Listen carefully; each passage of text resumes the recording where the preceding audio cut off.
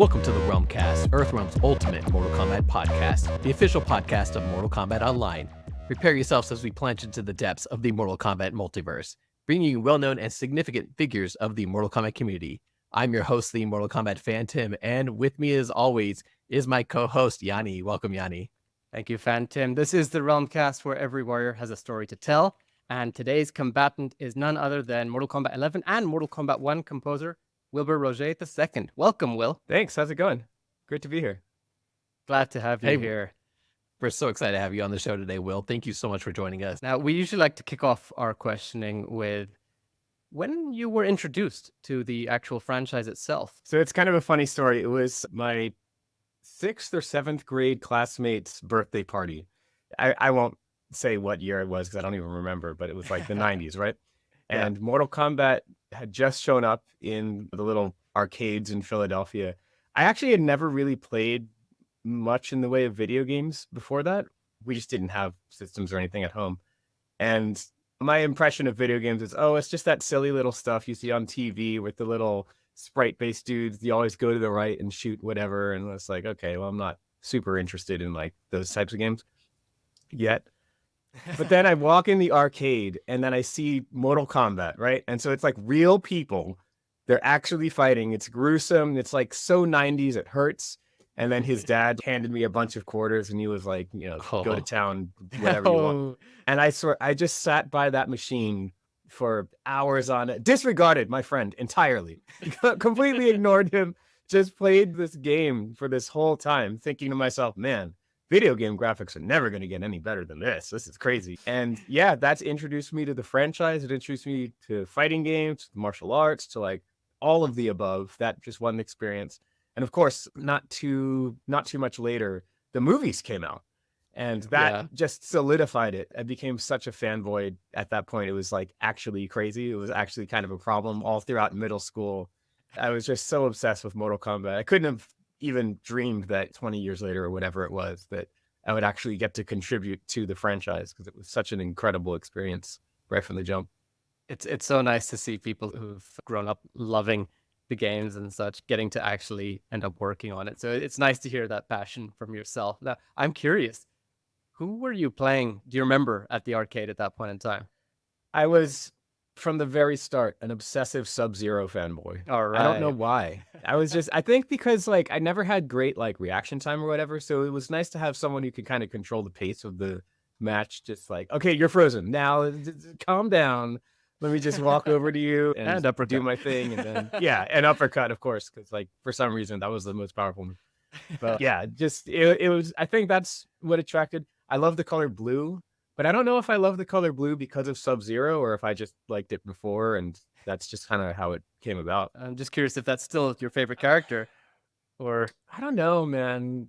Who was I playing in MK1? I haven't, unfortunately, had a chance to play too much MK1 after launch. Forget who my favorites were. I loved playing as Lee May. I loved playing as Johnny Cage.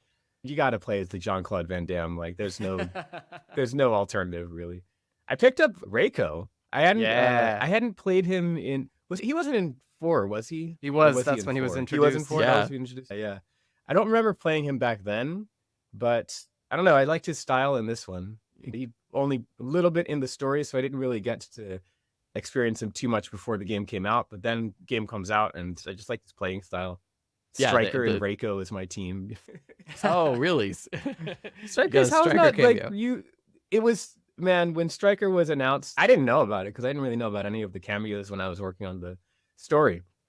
And he's obviously not in the story for good reason. But yeah, when they showed that first, it was like his taser move or a throw or something. We were all cheering because we thought he would never come back. We were like, this guy. Such a joke. But I was like, yeah, let's go, dude. Stryker. I think that's exactly why he got picked as a cameo. That must have been it. Oh, I love it. They're like, he's not coming back. Do you actually have a favorite Mortal Kombat game? It would have to be 3. But that's the one that I spent by far the most time on. I had MK3. Yeah. I don't even think it was Ultimate. It was just like vanilla MK3 on PC. Oh, and without Scorpion. The funny thing is, PC too. Yeah, because we didn't really have consoles, and I distinctly remember, I'm looking at it now, just playing with the keyboard, just keyboard, no Oh, controllers or wow. anything like that. I never really had the arcade experience with joysticks, so I never really learned how to play that. And the keyboard and nowadays hitbox is kind of my way of playing fighting games. That's cool. All right. So, Yanni mentioned earlier, you are the composer for Mortal Kombat 11 and Mortal Kombat 1, which I am excited to talk about that. But before we do, let's talk about you. Let's tell your story a little bit. You've actually been involved with music for a long time. Do you want to tell us a little bit about how you got started with your whole musical career, going back to when you were a kid? Sure. Yeah. I think I was kind of an annoying child, and my parents wanted to get rid of me. Like, they were like, take this kid, please, just music teacher, just get rid of. So, like, I started with piano lessons when I was like 4 years old, very early. Wow. I'm sure my parents said, oh, he's just a very small 6-year-old, but just please take him, get him away from us. And so, yeah, I was just studying classical piano all throughout middle school, high school. But interestingly enough, when we finally did get a console, it was PlayStation. And I got Final Fantasy VII. And I think that's the game that sort of changed my life. Just, I loved the music, but it was the first time that a score felt inviting to me. It felt like, oh, this music is awesome. And you can come and you can do it too. I'd already played Mortal Kombat. For some reason, the Mortal Kombat music sounded like it was just on this other plane, I guess. Maybe it was just too early for me, but it didn't seem like this is something that I can do. I could actually play every single piece from the game, like on the piano, like just by ear, but like it never occurred to me like, no, you can actually write this music like as a job. And so finally FF7 comes around, and I started by doing transcriptions. This was 1997 or whatever. So there was no MP3s, and there was no Spotify or anything like that. If you wanted to listen to music from your favorite game, you had to get the MIDI file that some like basement dwelling nerd had like painstakingly dictated every single note. And I was one of those basement dwelling nerds that I took a cassette tape and I would play up to that point in the game and I would record it. And then I would listen back to the tape and then just take it down note for note. And that's actually how I learned how to write music, was through those transcriptions that I did of like Final Fantasy VI and Chrono Trigger, Chrono Cross, and all of these other games. That's so cool.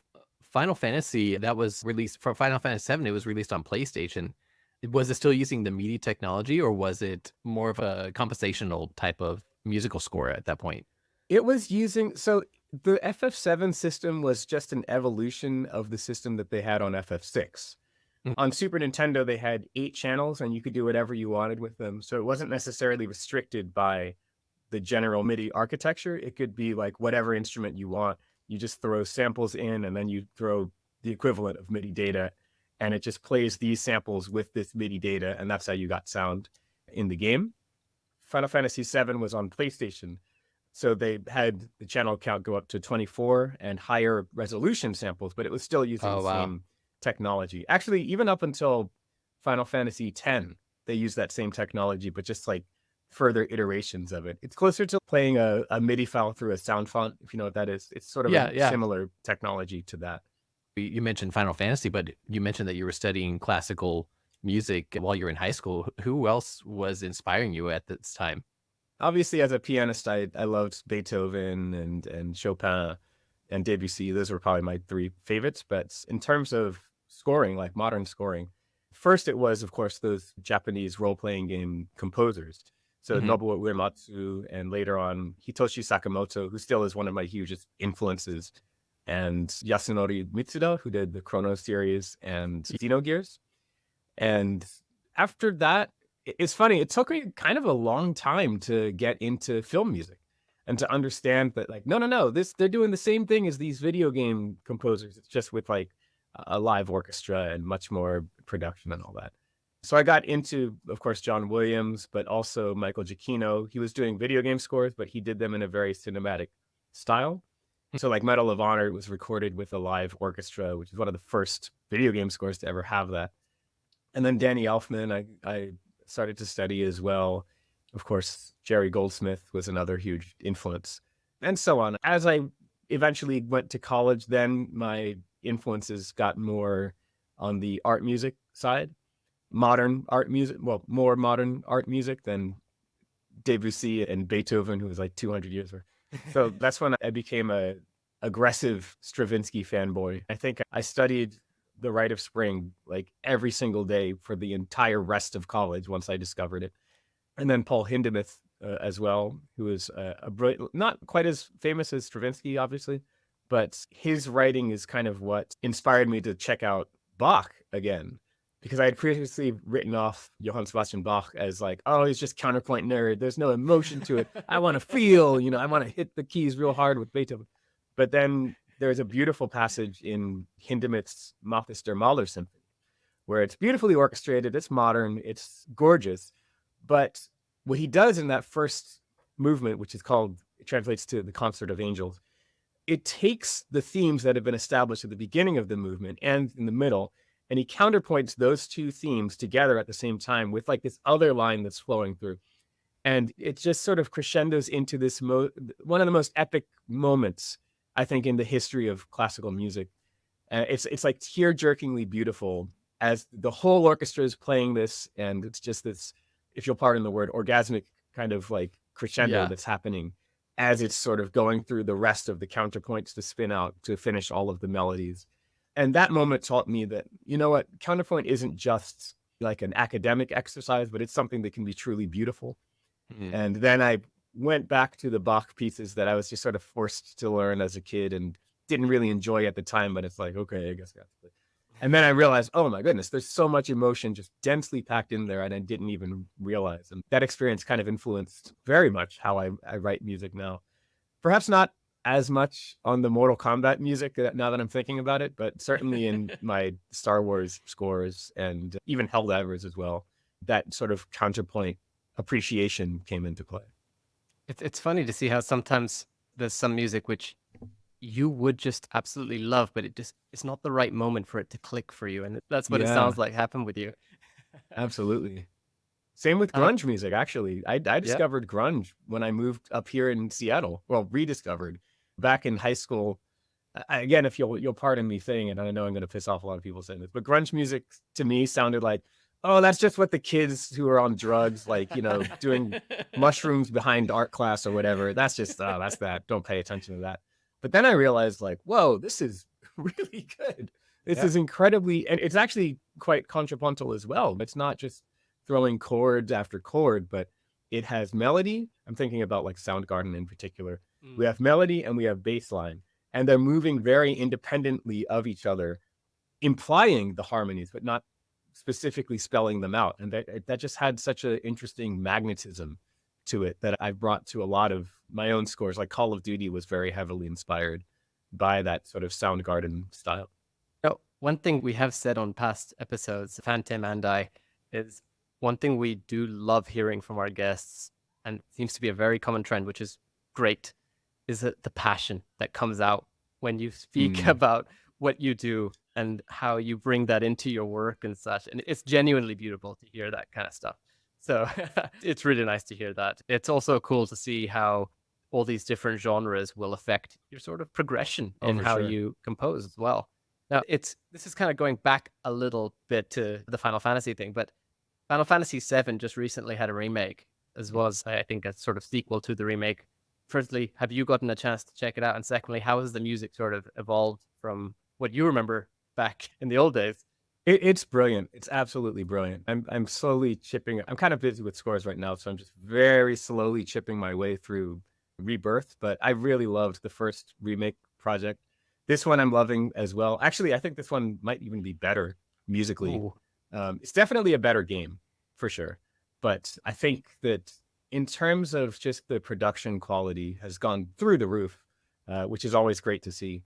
I think maybe in the first remake, they had so much to cover that it was like, okay, well, actually no, but this game is just as big, so I don't really know. Maybe they got a bigger budget. Maybe I don't know what happened, but like, it just sounds phenomenal. That first moment when you're approaching Mount Nibble with Tifa and Sephiroth, and then the main theme kicks in and the credits roll, like it's just like tears every single time I watch that. It's just so beautiful. And I love how Final Fantasy VII in particular has this sort of like, I know that the theme of the game is life and the life stream and all that, but I feel like the way the music works is that it's like an appreciation of the energy of life on Earth. You can contrast FF7 music with FF13 music, which is more about the appreciation of like the sublime, the celestial. So in 13, you have these crazy harmonies that go off like 13th, 15th harmonies that are so extended and seem like you can't even comprehend the orchestration and harmony that's happening right now. Whereas FF7, you'll walk the streets and hear hip hop de Chocobo. You know, you'll hear like SoundCloud rapper de Chocobo, right? And it's just like, but that's a part of the world. And it feels more like it's just like this earthly energy to it and vibrance that it's like an appreciation of the real world.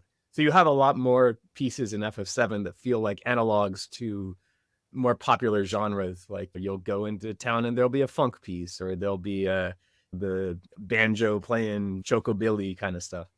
That's kind of the sense that I get of what makes FF7 music so unique. Going back to your career, after high school, you ended up graduating from Yale University and with a bachelor's in music. Like, congratulations, that's amazing. From there, your career shifted into being very video game focused.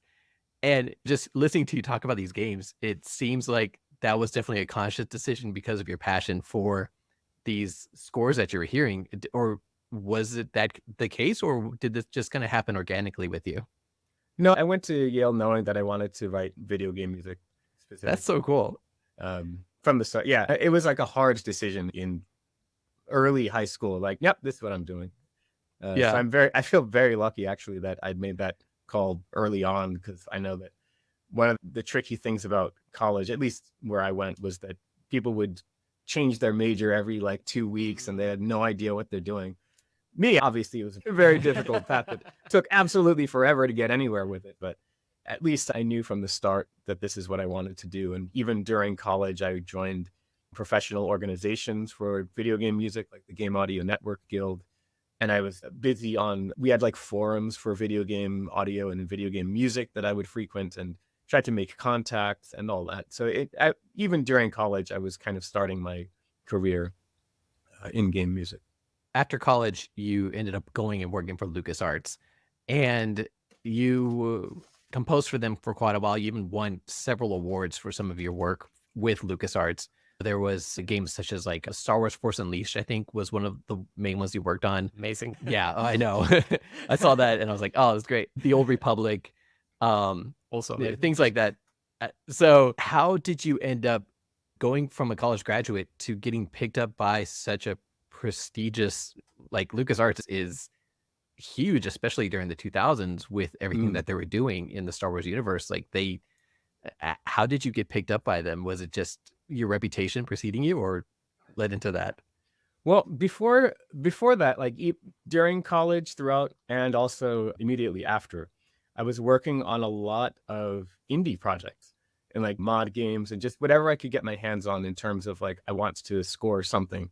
And one of them, we had a sound designer who was very well connected, and he was also kind of in the same boat of like trying to start his career, but he was much more business minded than I was.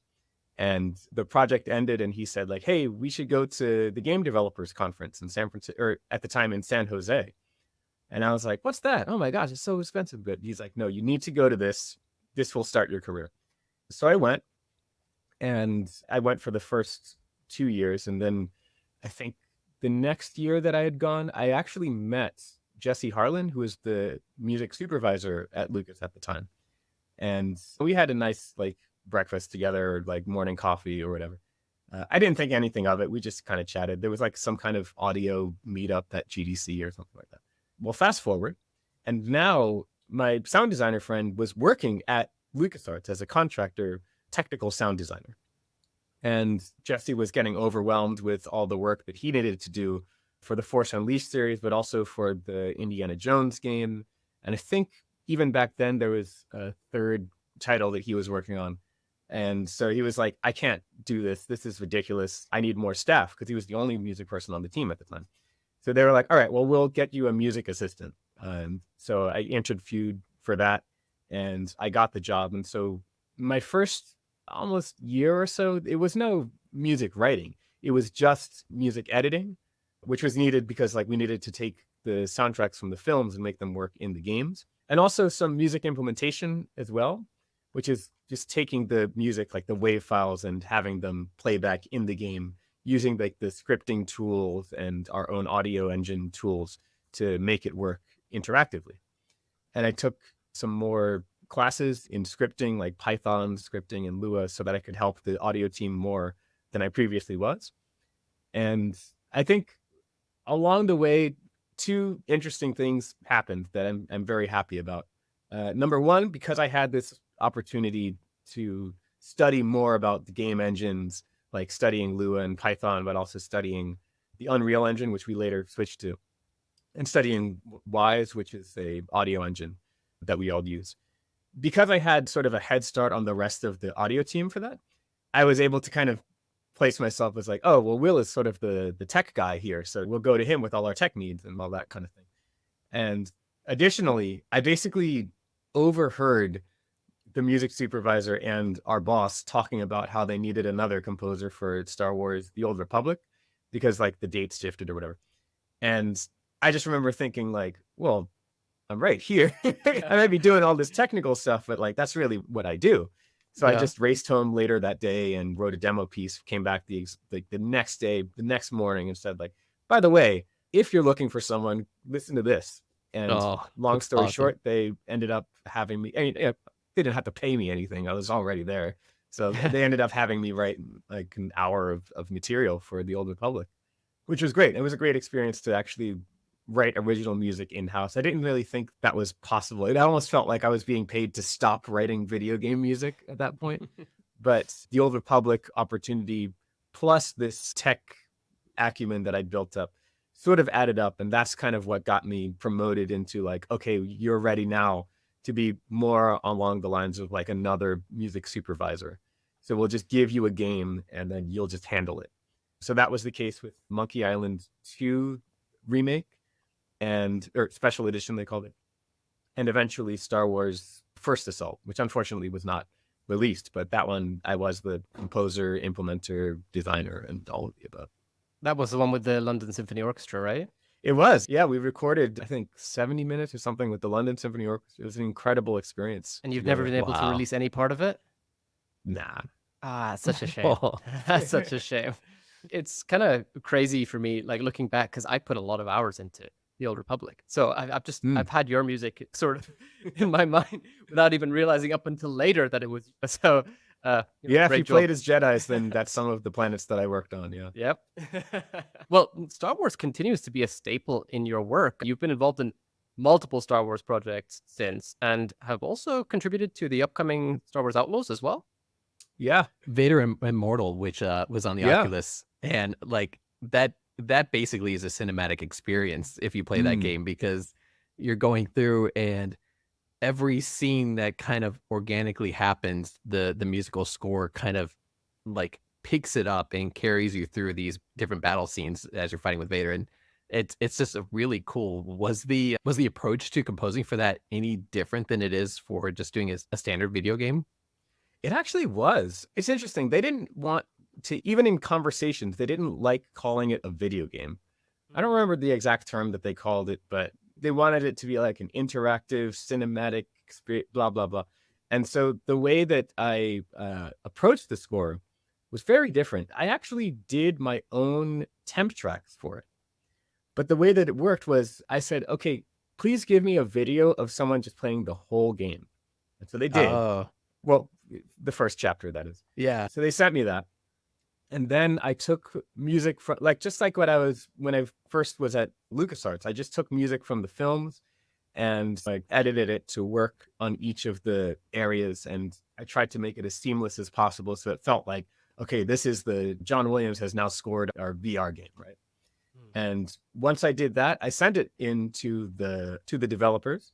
And I said, okay, how's this? And then there's like a tiny little bit of iteration, like, oh, well, maybe in this section, if it could be more hopeful or whatever, their feedback. And I would change that, again, just with the music edits. And then they were like, great, okay, now go do the score. And then I would just, I mean, in a way, kind of doing sound-alikes, but with the mindset of, here is the angle that I want to take with this game. And here's the main themes, like melodic themes that I all came up with. We didn't use any themes from the movies. So it was all things that I wrote. And let's just sort of marry the two and get a nice sort of contour to the drama. So again, it was kind of an unusual situation of me doing my own temp tracks, but I think that was a great experience because it made the scoring much more smooth. It felt much more fluent when I got into, because it can be admittedly kind of intimidating to write in the Star Wars style if you haven't done a ton of it already, which I had, but I still, when I started the project, wasn't as fluent as I was by the end of the project, which was like, oh, well, now you can just improvise a cue and then it's like, there you go, just orchestrate it and we're good. So it was a great experience to start off by doing that whole temp scoring process, just to make sure that everything emotionally was correct. It was sort of like I'm making a building and I already have the blueprints. So now I just have to make the building. How would you compare that sort of experience to writing for the initial Star Wars projects that you were involved in to the one you just mentioned to now, for example, Outlaws? What's the experience like with composing for all of them now as you've gained more experience? It's really interesting. Like when I was first writing Star Wars stuff for the Old Republic, it was kind of coming from a place of ignorance. I obviously did the best I could, but it was sort of like what I didn't know could fill a warehouse. I had studied so much Star Wars music even before I was at LucasArts.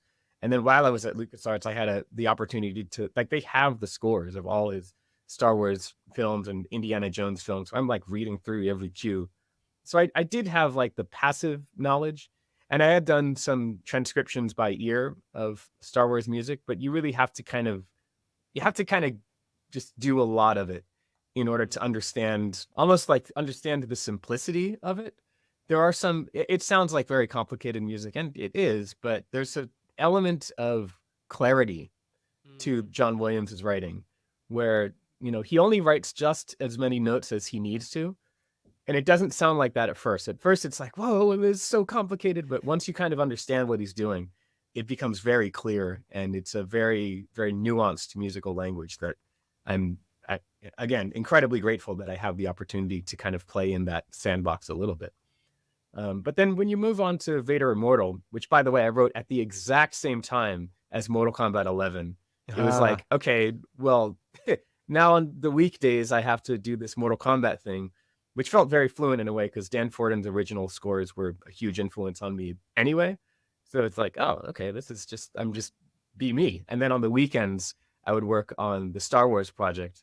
And at first, it felt like I have to impersonate or whatever. But then it was more like, well, just internalize and then write whatever comes naturally. You don't have to like sound alike or take this cue and kind of regurgitate. Just like write however you feel like writing here, with a little bit of what I would call Star Wars spice thrown in here and there. And people will just exactly that to Fantin previously. Yeah. I was like, I can feel like there's some Star Wars elements here in the track.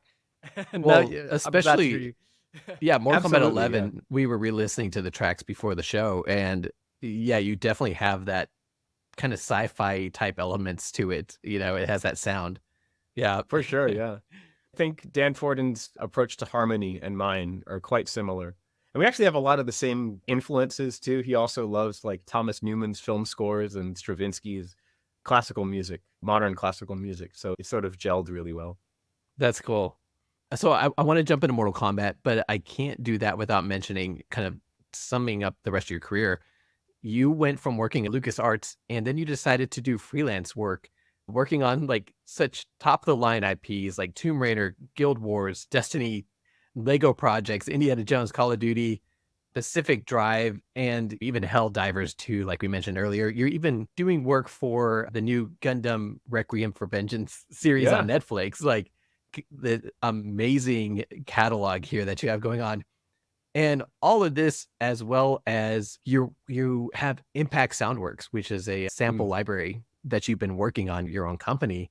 Just quickly, how did you go from LucasArts into, like, what made you decide to become a freelancer after working for LucasArts and winning so many awards with them? Oh, yeah. Well, it was an easy decision because they laid off the entire company. So I didn't really have there to. you go. That'll do it too much. It was more of like, okay, cool. What do I steal from the office? Time of Ripping the- paintings off the walls and stuff. No, I didn't steal anything. Was this But, during the Disney buyout? It was a couple of months afterwards. We continued Okay. working on First Assault and Uh-huh. 1313. Yeah. But like one by one, Disney was getting rid of so I think Lucas Animation was first, and then some other layoffs. It was a very challenging time, actually. But we made the hard decision on First Assault that we're not slowing down at all. We're going to keep going. We don't care. And it's one of the best dev teams I've ever worked with by far. So it was very tragic that it all went down like that, but it's just life happens. But yeah, Impact Soundworks, I founded before, I think maybe even before my first game developers conference. It was very soon after college. And it literally just was born out of like, hey, there's some sounds that I want to use for my indie film scores, and they don't exist yet. So I'll do it myself. I'll do it myself. And- Yeah. Yeah, basically. And then I remember I posted like, hey, I made this thing. Is anyone interested? And on like some of the music forums, and they were like, yes. And I literally just asked them, well, how much would you pay for a library like this? And they gave me some number. And so I was like, bet. And then I established the company and started selling it. And then later on, Andrew Aversa, who's a composer friend of mine, said, hey, I want in. And he's, again, much more business minded than I am.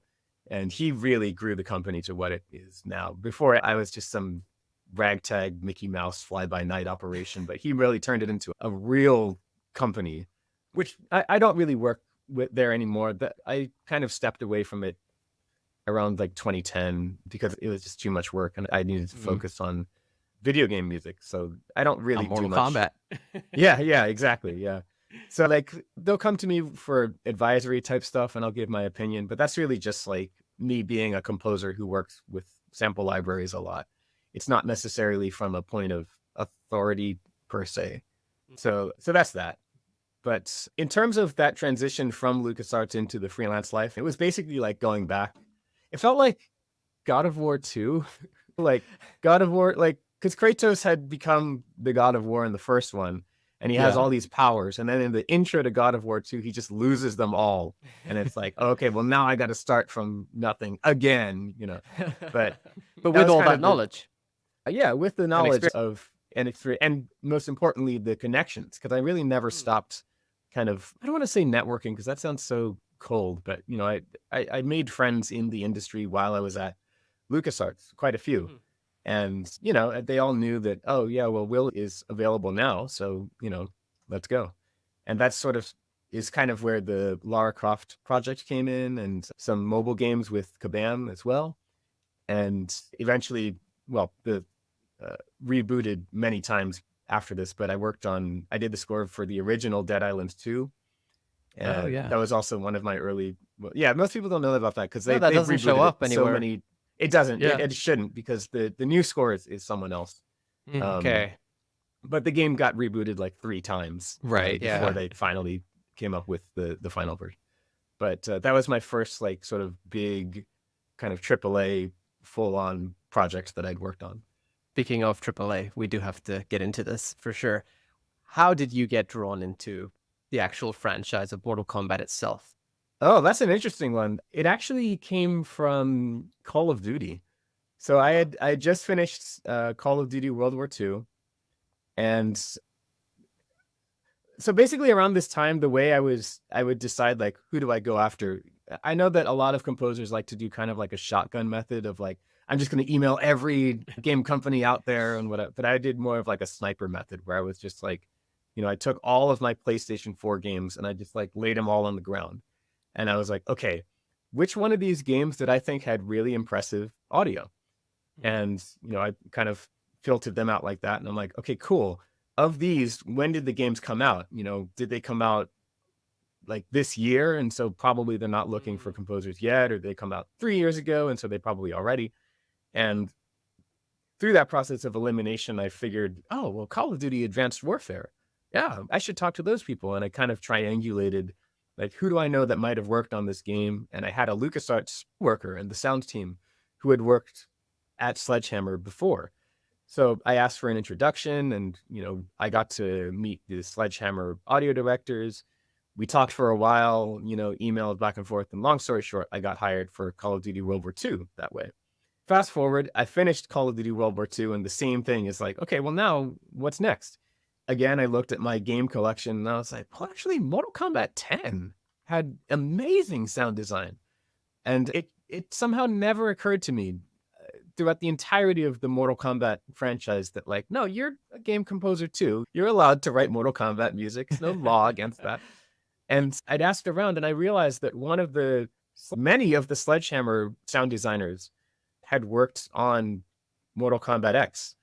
Apparently, their audio director had the same exact idea. They literally played this game and they were like, oh, this game has good sound design. Let's just take all of their team. And they scalped every last one of them. And then NetherRealm was just like, hey, what's the big idea? And they scalped them right back. So they've just been bouncing back and forth between San Francisco and Chicago. So yeah, I figured out who was the audio director, Rich Carl. And I sent him a message and he was like, oh, actually, we had you in mind because of your Lara Croft score and some lectures that I had done from GDC. So yeah, they gave me a demo package, which like sort of told the story of, I think, Raiden and Kronika and just the big general gist of it. And I wrote a demo, which ended up being the main theme of MK11, almost note for note. I really have to stop didn't you change. Yeah. right here. Sorry. That main menu theme, I still have like memories of just driving home along the beach from work. I had that menu theme on repeat. Like from the moment it was released, like somebody got it up on YouTube. And until even after the game released, I had that song repeating so much. Oh, So, loved it. thank you so much. Yeah. It was so much fun to put that together. I got to hire a lot of my performers from the Lara Croft score, the soloists that I had from literally around the world, a bunch of them in, Athens, Greece, and people from Taiwan and from China and Sweden. And they all kind of, as part of the demo pitch, I asked them like, okay, so here's the music to perform, but could you also kind of videotape yourself a little bit performing it as part of my pitch? And so, yeah, I think that definitely helped. Like, when they were seeing the actual performance, in addition to hearing the music, I think that helped to secure my place on the team. You also had not just the main menu theme, which I think was called A Matter of Time, right? Yeah. Very fittingly named. But you also had another time theme one called Timequake, right? Yeah. That's the one that we just, said, Phantom and I were saying how it felt very Star Wars inspired at times. That was a conscious decision, you think? Or was that sort of just subtly coming in because you were working on both at the same time? I don't know. Star Wars. Now I'm thinking, like, why would you think Star Wars? I was actually going for more of like the Matrix vibe. The Don Davis Matrix score is kind of what I was going for. But it's like, what do they say? Like, you can take the boy out of Tatooine, but you can't take the Tatooine out of the... So no, that could be like, it's not the entire track. It's just there were, as I said, certain elements, that I felt like did remind me of it. But now that you mentioned the Matrix, it's like, oh yeah, I'm starting to get that in my mind now too. So yeah, for sure. The whole, you know how you mentioned that you were kind of incorporating the different themes from your characters into Timequake. Like that is 100% like a John Williams tactic. Like that is with, true. Yeah, for sure. Yeah, The Force Awakens, like with Rey's theme, he was told they didn't know who she was going to be related to, and so they were mixing in all these different themes from all these different characters that, like, to tease you as much as the movie was on who this mysterious character was, and like that's amazing to me that that's in there in Mortal Kombat in the same way that like legendary John Williams would do. For sure, yeah. Yeah. In my case, it was a conscious decision, but it was more like, you have just been given a story with 30 characters. How do you make this make sense? Right. And that was my job, to glue it together, because otherwise it's just a chaotic nightmare of like, do I even bother? I actually had an Excel spreadsheet that listed there's like 30 themes and there's like countless dozens of iterations of each theme. And I just needed to keep track of like, well, where did I use this theme where? And it was just the mother of all chaotic spreadsheets to sort of stay abreast of all that.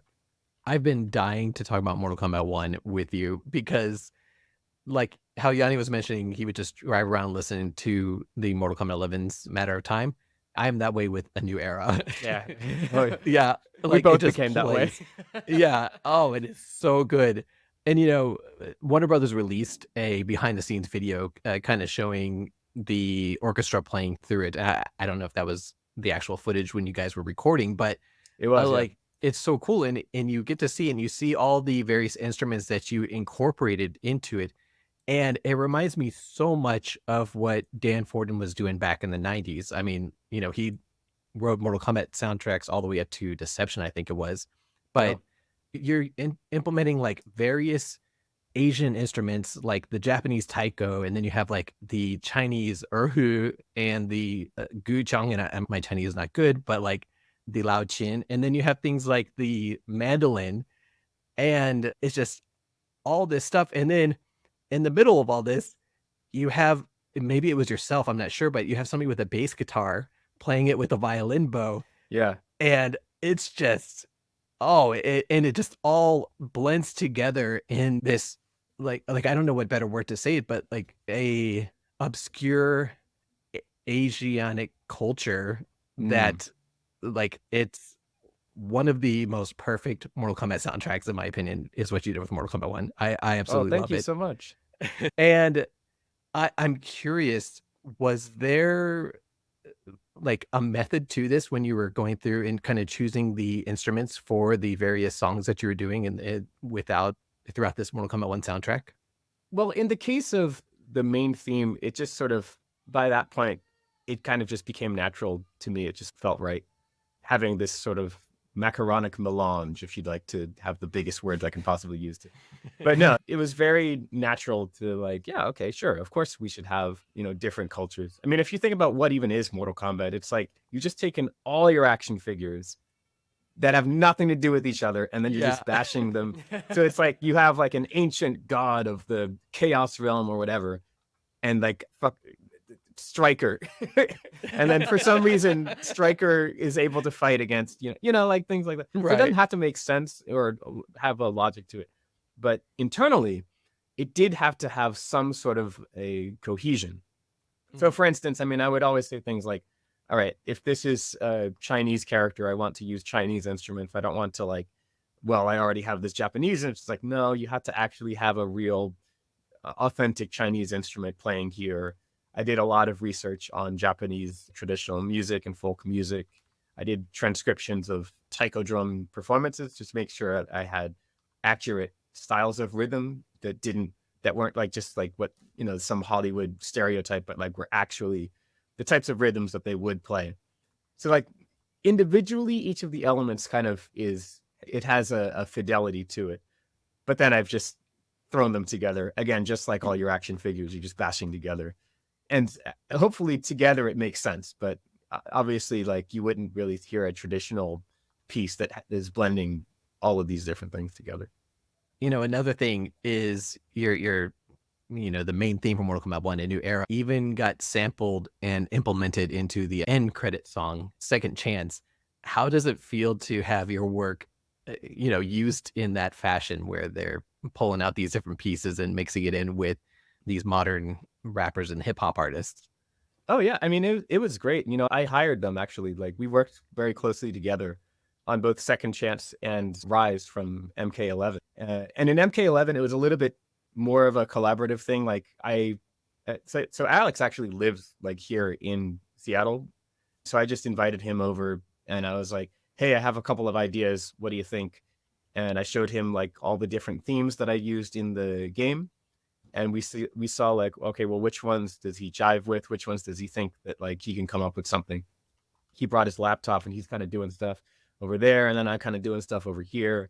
I think that for that one, I came up with like the general song structure where I think it was like Kitana's theme for the chorus, but then Fire God Liu Kang's theme for the verses.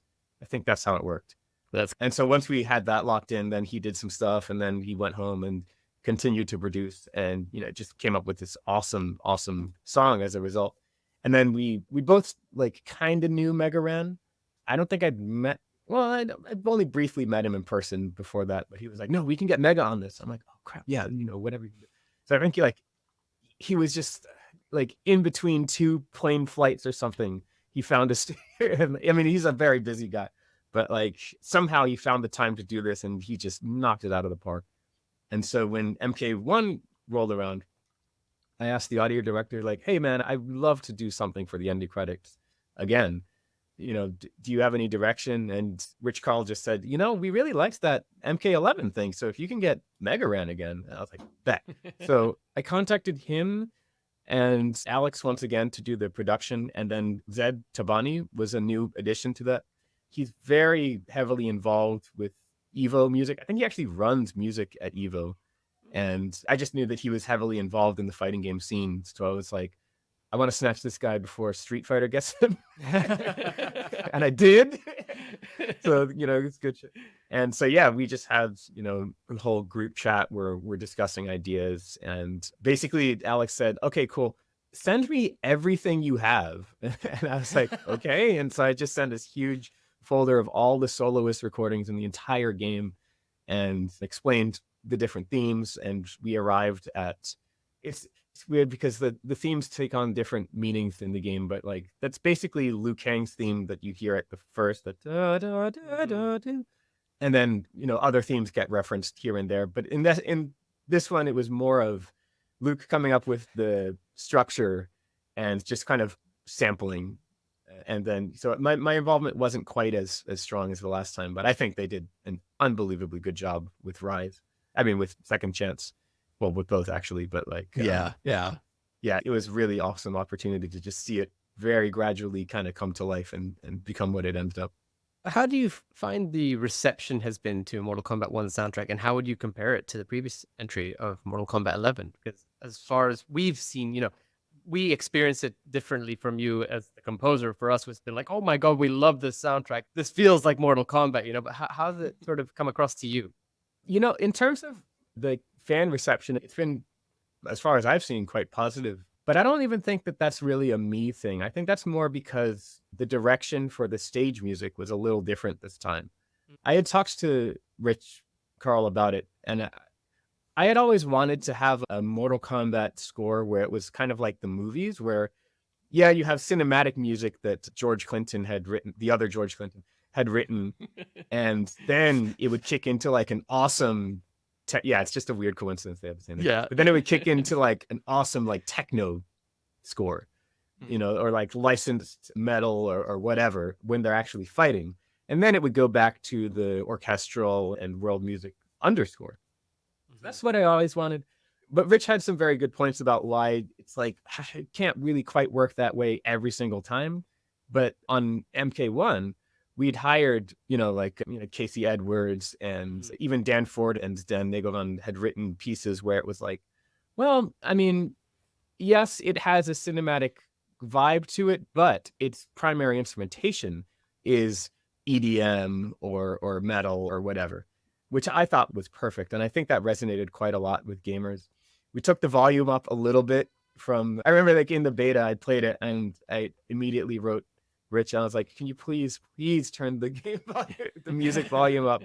Like, you know, I promise you it'll be well received. And so, you know, obviously Rich is the audio director of everything. So he's thinking about like the total balance. Yeah. But the thing is, like, fighting games are kind of a different, and this is just, you know, it's all about tastes, but fighting games are a little different. We have to, in my opinion, kind of gravitate a little bit more towards music in the soundscape. To drive which things. is really tricky to do with Mortal Kombat because obviously the sound design is such a huge part of it. But somehow they pulled it off. Huge props to the NetherRealm team for the implementation and the mixing work that they did because it's a very difficult challenge, I know. But somehow they made it work, even with my antagonistic nagging about like, turn the music on, you know, all that. And I think that's probably what made the reception even better for MK1 over MK11. Was that we had that stylistic genre diversity and a little bit more volume this time. I mean, speaking of that genre diversity, you do really feel it when you're playing in a different stage each time. Like one stage will sound completely different to another, but thematically it makes sense. And then it's just some of those stages, like for example, I will appreciate certain stages music more than Phantom would, where he would like a different one because he has sort of different tastes than me. And it's just like, but you know, this is actually really cool. And then I'm listening to it, I'm like, yeah. There's elements in there that I wouldn't have picked apart at first because I'm gravitating more towards a different one. So that diversity is really nice to have in the game. Yeah, Rich is great at like sort of, I mean, there's what, like 7 of us, like different composers for each of the stages. And he's great at like just making sure everyone kind of comes together into like a cohesive whole while also splitting off and having completely different genres each time. So are there any upcoming projects or collaborations that you're particularly excited about? Or, better yet, are we going to hear your stuff again in Mortal Kombat 13 or 2 or whatever the title's going to be for the next one? I feel like they really painted themselves in a corner calling it Mortal Kombat 1. Like, what are you going to do next? How do you... I'm calling it DLC. Expansion will be called Mortal Kombat 1.2. I can feel Oh, God, yeah. Oh, my gosh. Yeah, I mean, all I can say is that, it's clearly the story is not over yet. As you saw with like the post-credit scene, there's probably more story to tell. I mean, as with always, I don't like writing the same score twice, And so even in Mortal Kombat 1, I tried to do something, at least from my perspective, a little different. Like MK11 was much more Mortal Kombat 2 influenced. Just the sound that Dan Forden had gone for on MK2. You can literally hear that, like Shang Tsung's theme is actually like a respelling of the prologue to MK2. This time around, I went more to Mortal Kombat 1 and trying to reinterpret that. So it's a little bit more feral and a little bit more visceral than the last time, and with less, except at the very end where it's like, haha, surprise, multiverse. But like, except for that, it's much less Wagnerian. It's less about like big epic choir or anything like that. And it's more about like, well, what can you do? And also there's less electronics in this time in my score because of, you don't really stay on Earthrealm very long. So it kind of became more about that, like really diving headfirst into the Outworld sound and coming up with like a civilization for it that made sense, that has like a coherence to the sound of like, well, what does Outworld, what kind of instruments would they play there? What sort of harmonies would they use and that kind of thing. So that's sort of how they're different. If there were to be more Mortal Kombat stuff, then I would probably try to gravitate towards things that I wasn't able to do in MK1. So for instance, I mean, in that post-credit scene, it's like all electronics and just very dirty, nasty. It's actually like they had to turn the volume down, obviously, for sound design, but like there's a lot of very nasty synthesizer stuff in there that I would love to explore more if I had the chance, for sure. I mean, you mentioned that sort of like nostalgic kind of callbacks in those songs to the original game and such. I'm trying to remember off the top of my head. Did you have any influence from the actual 3D era soundtracks as well, a little bit? When you choose your character in the very end, what is it, chapter 12, whatever the final chapter is, that was very heavily Armageddon. Yes, that was very heavily influenced by the character select theme from Armageddon, which is actually my favorite of all of the Mortal Kombat character selects. I think it's Armageddon, the one with like the electric bass, the da da da don't da da da don't, like that one.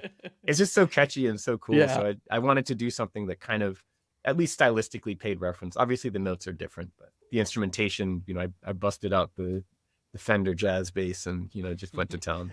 How does it feel now that, because you mentioned at the beginning of this interview how you had these inspirational people that you were looking up to for your career and such, and you got into the franchise of Mortal Kombat just by actually playing it, in the arcades and enjoying the music, but not thinking that you could be a part of it. And then now, literally working with the guy who made those old soundtracks that you used to play. How does that affect you? The funny thing is when you're writing music especially for games, you have to kind of dissociate yourself from like the fact that like, hey, yeah, that note you just wrote, like millions of people will hear it. You can't really think about that. So it's just like the only thing that really matters is Rich and Marty. Marty Stoltz is our cinematics director and Rich Carl is our audio director. And like, they're kind of the only people that my brain has enough space to care about. Them and myself and my general sensibilities of like, what do I like? And a vague cloud of impressions of what do fans want to hear. But like, obviously there's millions of them. So it's like, I just kind of distill. I mean, I read, Twitter and I see people and I watch Twitch and stuff. So I know what they generally are looking to hear in a fighting game score. And I'm a huge Tekken fan myself. So I'm always trying to like incorporate just the overall idea of like, this is what a fighting game should sound like. Yeah. But that's all I really think about. Like, I can't really think too much about like, hey, guess what? Your middle school kid self is going to be like, think that you're like the coolest dude on the block. I mean, your hairline is terrible, but like otherwise, like it's just not, I can't really think along those lines because, you'll get nowhere. And even then, like music is almost like, it's like steering a chariot, right? Like, the music wants to go in a certain direction. And all I have is, I just have to respond to the momentum that the music has driven me into and sort of realign it to fit whatever box that I need it to fit into eventually.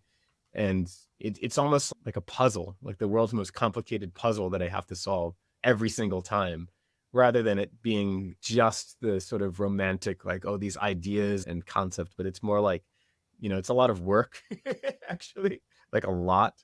And you don't really have the space to think about things like, hey, your hero from childhood, Dan Forden, is like literally there, and Ed Boon, no less, is like literally there listening to your stuff. It's like it doesn't really factor in until after I'm done. And then it's like, oh crap, we just did this, For, aspiring composers who are looking to now follow in your footsteps, what kind of advice would you give to those who are trying to break into the video game industry in the way that you did? Yeah, I mean, a lot of people get asked this question. I think my answer is the most frustrating of all, but like it's the best thing you can do is just to really learn the fundamentals of your craft. I don't think I would be anywhere if I didn't spend so much time doing like, transcribing by ear, for instance, learning music theory and all that. And none of this is like required, but I guess my whole thing is, people often ask like, do I have to learn music theory? Do I have to learn this? And it's like, you don't have to learn anything if you don't want to, but like, why wouldn't you want to? Yeah. You know what? It should be If you're fun. passionate. Like, yeah. I mean, it shouldn't even be a requirement. It's like, this should be the coolest, and if it's not fun for you, then there's probably something else you can do that is fun. There's probably like, maybe, you don't enjoy harmony in the same way, but maybe you love designing synthesizer sounds. And it's like, okay, well, this is something that I find fun. So maybe instead of, be aware of music theory as best as you can, and maybe like give it a chance. Just like with Bach, I hated Bach at first, but then something clicked and then I went back, keep it in back burner, maybe give it a chance later on, but, find something in music that is fun for you and, really dive deep into it, as much as you can. Some of the best advice I ever got from a music professor was, it's all about figuring out what's easy for you and hard for everyone else, and then just do that. Just keep doing that. That's good advice, actually. Yeah. Yeah, for everything in life. For sure, yeah. And just, I think the greatest scores out there are the ones where you can definitely tell that the composer had fun with it. Yeah. You can tell that, obviously everything is, for instance, Helldivers 2, I think is probably far and away the most famous thing I've done so far, or at least the most highly received. And it was a very difficult score to write for reasons I won't get into, but like, it really taught me a lot about the stamina of like, yeah, okay, this is tricky. This is a very difficult puzzle piece to fit your music into, but you have to have fun with every single piece. It has to have some sort of like a creative spark, which can be very difficult when it's like super late at night or whatever, and you're low on sleep and deadlines and all that. But you have to find some way to be, because otherwise, people can hear from a mile away when something is a little bit phoned in and you were just like, this will work, whatever. But when you clearly had some fun with it, when you clearly did something interesting, unique, or sometimes in Helldivers cases, hilarious, that you were like, wouldn't it be freaking so funny if I just did this? And then there you go. And then that's how the Extraction has this like freaking drum beat and all that kind of thing. So, it's things like that, finding the fun and never stop learning. Don't think of learning and training and stuff as like this burden that you have to get past before you can do. It's an ongoing thing. Maybe the reason that you're not into Western music theory is that you have a different idea of how harmony should work. And that's perfect. Sit at a keyboard or a guitar or something and just experiment with different harmonies, improvise, do something to develop your own musical language. Because the more nuance you have, I think the better scores that you'll create. What kind of legacy or impact do you hope to leave through your music and contributions to the gaming industry? I think I'm too young to answer that question. I've never had like 5-year plan or anything like that, because I just kind of do things, I'm like the Joker, but I don't know. I mean, for me personally, it's a weird thing to say that I love harmony, but it's more like I love the idea of telling story through harmonic relations and voice leading. And I know that probably sounds real nerdy, but like, it's almost like music is another language, and it can say things that I can't really say in words. But if I just have 2 chords, one after the other, then I can express what I actually feel. I mean, it's in terms of legacy, then yeah, I mean, it's cool whenever people notice that. And if they don't, then that's perfectly fine too. Same with melody. I feel extremely blessed that people have latched onto some of the melodies I've written for like Call of Duty, Helldivers, and whatnot.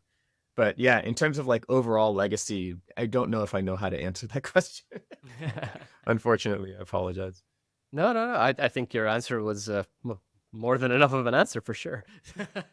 Before we do let you go, I have to ask, what is your favorite finisher in Mortal Kombat?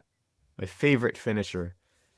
This is such a default answer, but I forget if it's Sector or Cyrax, the one that they blow up the entire world just to fatality. In MK1, depends on the game. Yeah, in MK1, I think it was that, or the Cyrax. Geras time one where he pulls you through in the future and then shows. Yeah, I think that's definitely the most. Those two are my favorites because they're so creative, and it's like, how do you even come up with that? The Ermac Vitruvian Man one that just got revealed was great too. We've had some really cool fatalities this game, haven't we? Oh, dude, yeah. Like I mean, this game MK11, like the amount of creativity that the animators and designers put into it is just unreasonable. It's like you could be curing cancer, but instead, all right, thanks for this. They'll find a way to kill cancer rather than cure it. Yes. Yeah, Why can't we fatality? Yeah, that's a great idea. So, Will, where can our listeners find you? Yeah, I have Twitter at Wilbert Roget, and then my website, of course, is rogetmusic.com. We will be leaving a link in the description of wherever you're watching this or listening to this so that you can find Will's channels.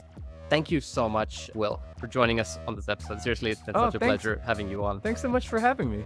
Yeah, thank you so much. Thank you to all of our listeners for stopping by the Realm Kast and joining us on this episode. If you enjoyed this interview and would like to further support the show, then consider buying us a coffee, which you can do through the link in the description. You can find Yanni and myself, Phantom, on all our social media pages at Realm Kast. Join our official Discord channel hosted on Mortal Kombat online server, also through the link in the description, where we discuss Mortal Kombat along with our listeners. Special thanks to Uppercut Editions and Collector's Maze for their continued support. The Realm Kast is the official podcast of Mortal Kombat Online. Catch up on all episodes of the Realm Kast or join us on our live show, The Soul Stream, on YouTube, Facebook, iTunes, Spotify, MortalKombatOnline.com, or RealmKast.com.